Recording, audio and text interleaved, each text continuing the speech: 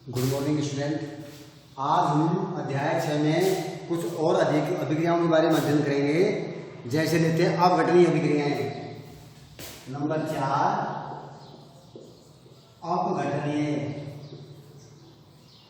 अभिक्रियाएं।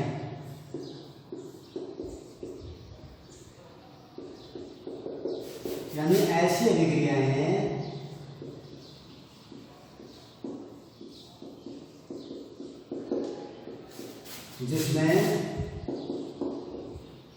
जिनमें कोई पदार्थ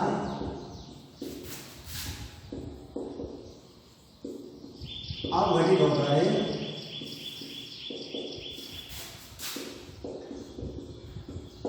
यानी टूटकर दो या दो से अधिक पदार्थों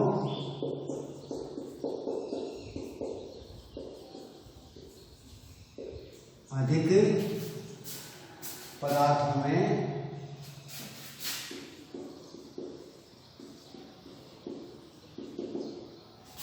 रूपांतरित हो जाता है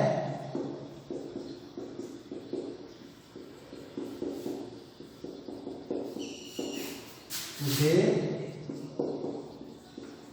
अपघटनीय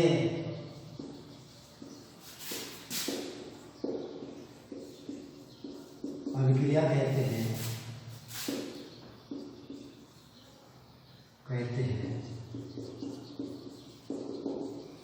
यानी कोई पदार्थ है वो अपघटित हो जाएगा।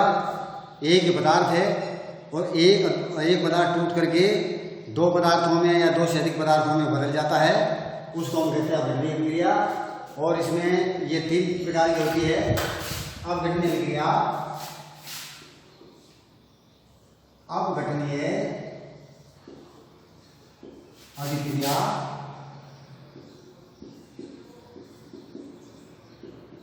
तीन प्रकार की होती है।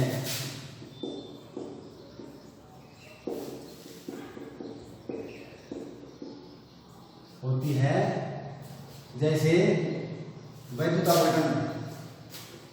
नंबर 1 कहते हैं वैद्युत या विद्युत अपघटन।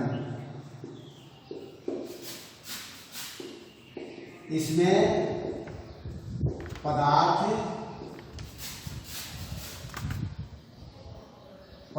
की घुलित अवस्था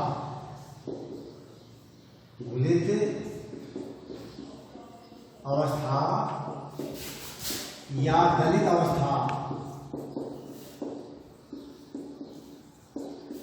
में विद्युत धारा प्रवाहित की जाती है,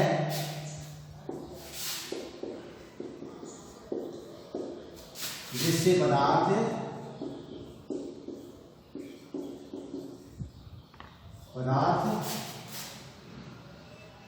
दो या दो से अधिक भागों में दो से अधिक पदार्थों में टूट जाता है। यानी जैसे जल है, उदाहरण के लिए जल H2O, इसमें विद्युत धारा प्रयोग करेंगे, यानी कि बहुत तेज पर विद्युत धारा, ये विद्युत धारा हो गया। तो जल किसमें टूटेगा? H2 + O2। दो तरह की गैसें बनेंगी। अगर संतुलित करके देखें तो 2 हाइड्रोजन है, इधर 2 है, इधर ऑक्सीजन 1 है, तो इधर ऑक्सीजन 2 है, मैंने धुआं लगा दिया, ऑक्सीजन 2, तो हाइड्रोजन 4 हो गए। इस तरह से अगर जल में हम विद्युत धारा प्रयोग करेंगे तो ये 2 तरह के पदार्थों में टूट जाता है। ऑक्सीजन गैस अलग हो जाएगी और हाइड्रोजन गैस अलग हो जाएगी, दोनों गैसें अलग अलग हो जाती हैं विद्युत धारा प्रयोग करने पर। ऐसा होगा। नंबर 2 लेते हैं ताप अपघटन। यानी किसी पदार्थ को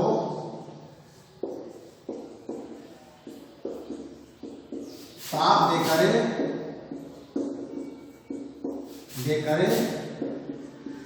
अपघटित किया जाता है। किया जाता है या तोड़ा जाता है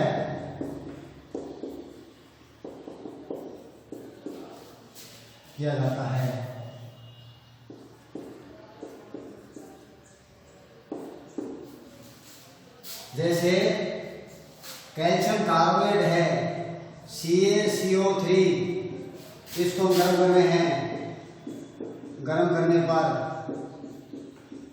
CaCO3 कैल्शियम कार्बोनेट, इसको हम गर्म करेंगे तो कैल्शियम ऑक्साइड और CO2 गैस, दो पदार्थों में ये टूट जाता है। इस तरह से ये ऊष्मा द्वारा अपघटन हो गया। और आप देखते हैं प्रकाश अपघटन नंबर 3 है प्रकाश अपघटन, यानी प्रकाश द्वारा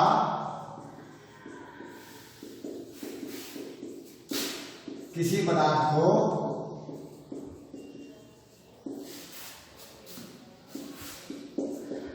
अपघटित किया जाता है।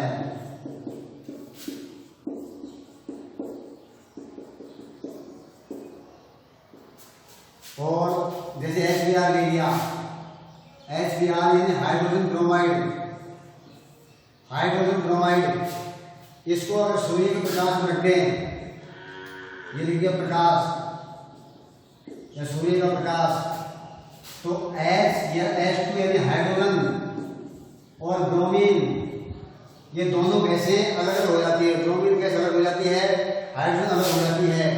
इस तरह से अगर HBr को हम सूर्य के प्रकाश में या अन्य किसी प्रकाश में रख देंगे तो दो प्रकार की गैसों में बदल जाता है, एक तो हाइड्रोजन गैस और दूसरा ब्रोमीन गैस।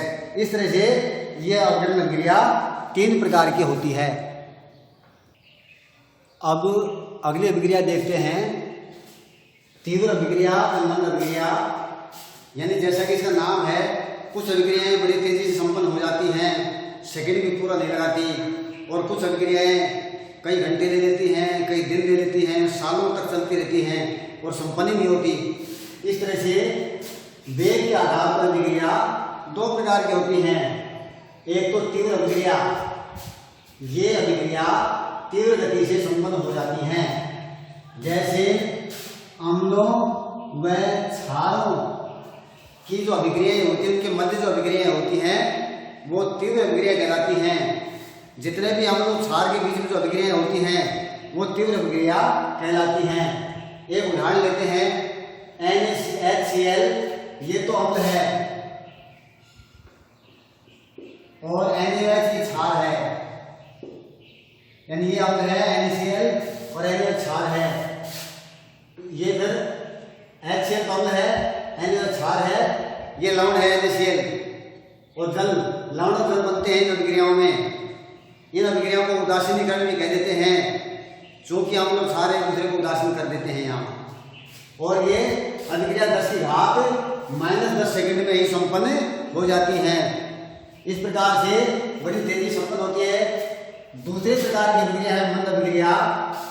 इन अभिक्रियाओं को संपन्न होने में कुछ घंटों से लेकर दिन में साल लग जाते हैं। दिन भी लग सकते हैं, सालों साल भी लग जाते हैं। जैसे लोहे पर जंग का लगना, ये लोहे पर जंग धीरे धीरे लगती रहती है और ये अभिक्रिया धीरे धीरे संपन्न होती रहती है और सालों लग जाते हैं।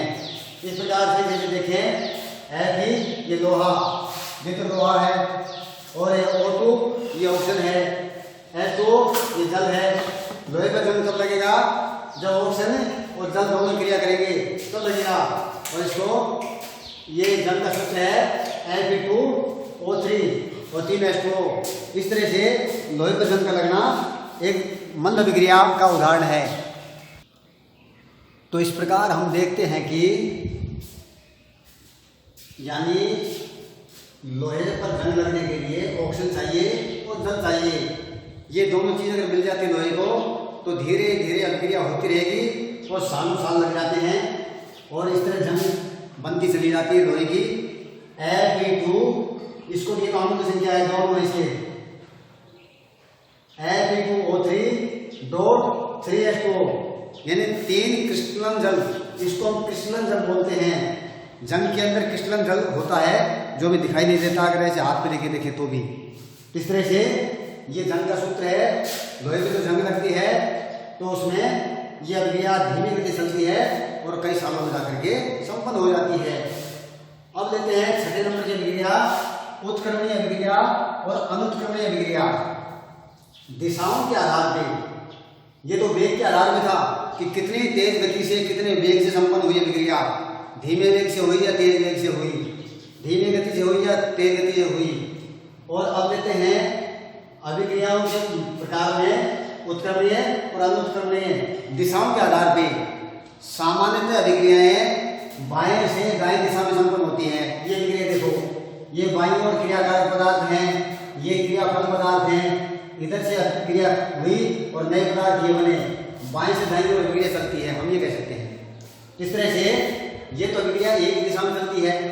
लेकिन यहाँ पर देखिए अनुत्क्रमणीय अभिक्रिया है, वो ऐसे अभिक्रिया है जिनमें अभिकारक क्रिया करके उत्पाद बनाते हैं, लेकिन उत्पाद वापस अभिकारकों का निर्माण नहीं करते हैं। अतः यह अभिक्रिया केवल बाएं से दाएं एक ही दिशा में चलती हैं। ये भी देखो, कार्बन और ऑक्सीजन, कार्बन यानी कोयला जलता है ऑक्सीजन की उपस्थिति में तो कार्बन डाइऑक्साइड गैस बनती है, अनुत्क्रमणीय अभिक्रिया है। कार्बन डाइऑक्साइड से वापस कोयला नहीं बनेगा, इसमें नमक और जल से ये क्षार और अम्ल भी वापस प्राप्त नहीं होंगे, तो ये होगी अनुत्क्रमणीय अभिक्रिया। लोहे पे जंग लग चुकी है, उससे लोहा, ऑक्सीजन और जल पुनः प्राप्त ऐसे सीधे सीधे नहीं हो सकती। इस प्रकार से यह अभिक्रिया अनुत्क्रमणीय होगी और केवल एक दिशा में चलती है, बाएं से दाईं ओर यह अभिक्रिया चलती है। और दूसरी टाइप की जो अभिक्रिया है उत्क्रमणीय अभिक्रिया, ये थोड़ी दूसरी टाइप की होती हैं। ऐसी अभिक्रियाएं जिनमें अभिकारक क्रिया करके उत्पाद बनाते हैं और फिर उसी समय उन्हीं परिस्थितियों में उत्पाद वापस अभिकारकों में बदलने लगते हैं। ये अभिक्रियाएं बाएं से दाईं ओर चलती हैं और दाएं से बाईं ओर वापस चलती हैं, अर्थात दोनों दिशाओं में चलती हैं। इसका एक उदाहरण लेते हैं, अमोनिया। अमोनिया का बनना एक सबसे बढ़िया उदाहरण है इसका उत्क्रमणीय अभिक्रिया के लिए। हम अमोनिया के बनने का उदाहरण ले लेते हैं। हाइड्रोजन और ऑक्सीजन, हाइड्रोजन और नाइट्रोजन, इन दो पदार्थों में अमोनिया का निर्माण होता है। जैसे इसका उदाहरण लेंगे उत्क्रमणीय अभिक्रिया, N2 और प्लस H2, ये दो गैसें हैं, दो गैसें हैं ये। इसमें तीर भी सीधे सीधे नहीं दिखाएंगे, क्यों? क्योंकि इससे बनेगा अमोनिया NH3, अमोनिया, ये अमोनिया बनती है NH3 और इसमें तीर लगाएंगे दो आधे आधे तीर। क्यों? कि जैसे नाइट्रोजन और हाइड्रोजन क्रिया करती हैं अमोनिया गैस बनना शुरू हो जाती है, लेकिन जैसे अमोनिया गैस बनती है वो वापस नाइट्रोजन और हाइड्रोजन गैसों में टूट जाती है और पुनः इन्हीं गैसों का निर्माण कर देती है। इस तरह से ये अभिक्रिया इधर से इधर चलती है तो आधा तीर ऊपर इधर ऐसे दिखा दिया, और चूंकि अमोनिया वापस इन पदार्थों में टूट जाती है तो अभिक्रिया को इधर भी दिखाना पड़ता है इस तरह से। तो दोनों ओर अर्ध तीर दिखाएंगे, यानी यह अभिक्रिया उत्क्रमणीय अभिक्रिया है जो दोनों दिशाओं में संपन्न होती है। अब उसके बाद में अगली अभिक्रिया लेंगे ऑक्सीकरण अपचयन अभिक्रिया।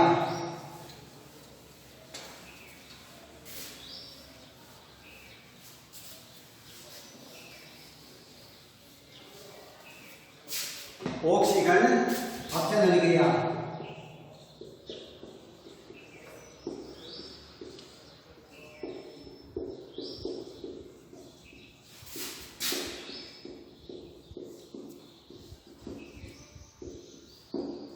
ऑक्सीकरण अपचयन अभिक्रियाओं की बहुत सारी परिभाषाएं हैं और इन अभिक्रियाओं को निम्न आधार पर समझा जा सकता है। इन अभिक्रियाओं को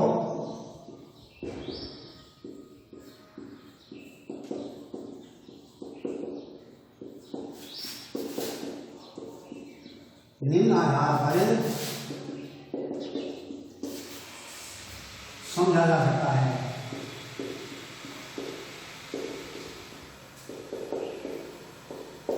कैसे समझ सकते हैं? नंबर 1, ऑक्सीजन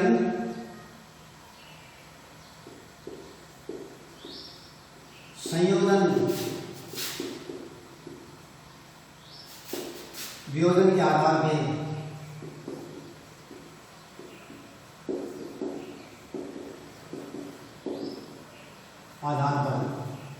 यानी ऑक्सीजन संयोजन वियोजन के आधार पे वह विक्रिया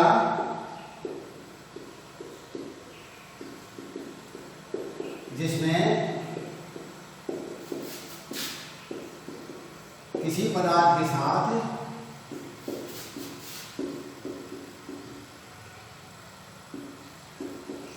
ऑक्सीजन जुड़ती है, ऑक्सीजन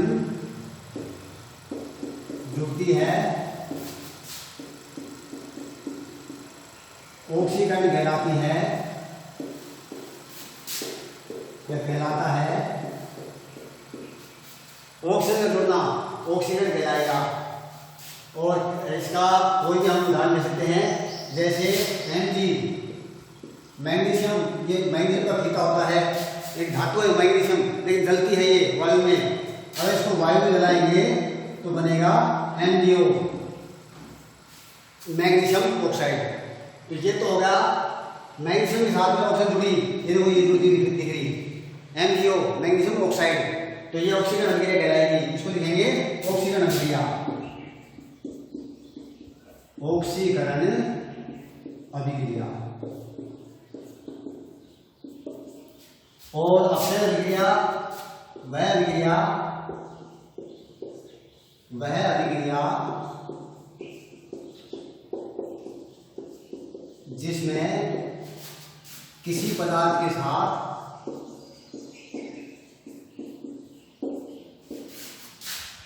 किसी पदार्थ में से ऑक्सीजन का निकलना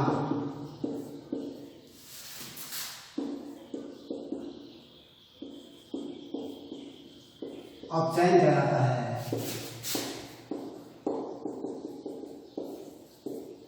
वियोजन का मतलब निकलना, यानी वह अभिक्रिया जिसमें किसी पदार्थ में से ऑक्सीजन का निकलना अपचयन कहलाता है। ऑक्सीजन निकल जाती है उसको हम अपचयन कहेंगे। जैसे MgCO अभिक्रिया में देते हैं MgO, और ये ऑक्सीजन इसमें निकल गया है Mg + O2। संतुलित करने के लिए इस तरह दिखा सकते हैं हम। इसको छोड़ दो, वैसे देख लेते हैं। मैग्नीशियम ऑक्साइड में ऑक्सीजन थी और अभिक्रिया घटित हुई, और उसमें से मैग्नीशियम ऑक्साइड में से मेरे ऑक्सीजन निकल गई और मैग्नीशियम रह गया अकेला। तो ये अभिक्रिया कहलाएगी अपचयन, क्योंकि इसमें से ऑक्सीजन निकल गई है। अपचयन अभिक्रिया। वियोजन हो गया है अपचयन अभिक्रिया। और दूसरा है संयोजन हाइड्रोजन के आधार पे। दूसरी लेंगे फिर हाइड्रोजन के संयोजन वियोजन के आधार पर।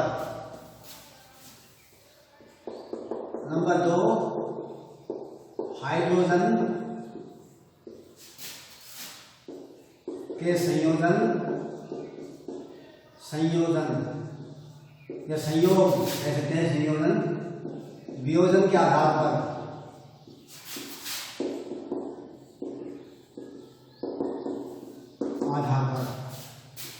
ऑक्सीजन क्या होगी?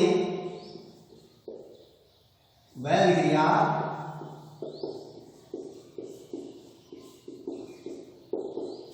जिसमें किसी पदार्थ में से हाइड्रोजन निकलती है।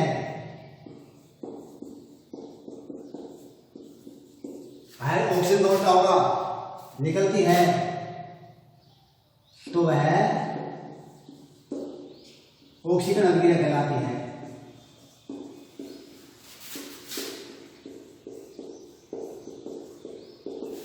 अभिक्रिया कहलाती है। यानी हाइड्रोजन अगर मान लीजिए निकलती है तो हम उसको ऑक्सीकरण कहेंगे और हाइड्रोजन का जुड़ना अपचयन कहलाएगा।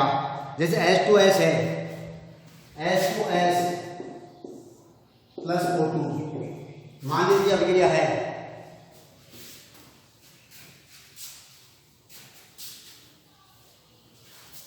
H2S प्लस O2, तो यहां पर क्या होगा, अभिक्रिया घटित होगी, H2 और O2 मिलकर H2 बना लेंगे और S अलग से रह जाएगा, H2O। इस प्रकार से हम देखते हैं कि यहाँ पर जल बन गया और सल्फर अलग होगी। ये था हाइड्रोजन सल्फाइड, इसको बोलते हैं हाइड्रोजन सल्फाइड। और ऑक्सीजन की क्रिया होगी, इसमें से हाइड्रोजन निकल गई, वहां चली गई, तो इसमें से हाइड्रोजन निकली तभी सल्फर बन गया। अतः हम इसको कहेंगे ऑक्सीकरण अभिक्रिया, ऑक्सीकरण अभिक्रिया। और इसको उल्टा करके तो हाइड्रोजन का किसी पदार्थ से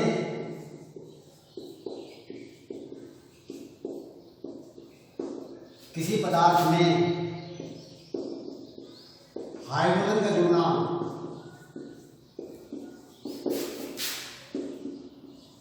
संयोजन होना, जुड़ना अपचयन अभिक्रिया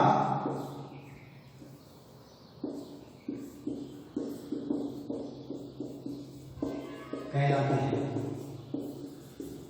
यानी हाइड्रोजन जुड़ती है तो हम उसको अपचयन कहेंगे। इस प्रकार से हम देखते हैं कि हाइड्रोजन क्लोरीन के साथ जुड़ रही है, अतः यहाँ पर हाइड्रोजन जुड़ रही है किसी के साथ में, तो अपचयन हो रहा है। यानी हाइड्रोजन जुड़े या कोई अन्य कोई धन विद्युतीय तत्व जुड़े, इलेक्ट्रॉन त्यागने वाला कोई तत्व जुड़े, तो होगा अपचयन। हाइड्रोजन भी इलेक्ट्रॉन त्यागने वाला है, अन्य कोई तत्व है, अन्य कोई तत्व जितने भी धातु हैं सब इलेक्ट्रॉन त्यागती हैं, हाइड्रोजन की इलेक्ट्रॉन त्यागती है। ये कोई भी पदार्थ जब किसी दूसरे पदार्थ से जुड़ जाते हैं तो अपचयन कहलाएगा।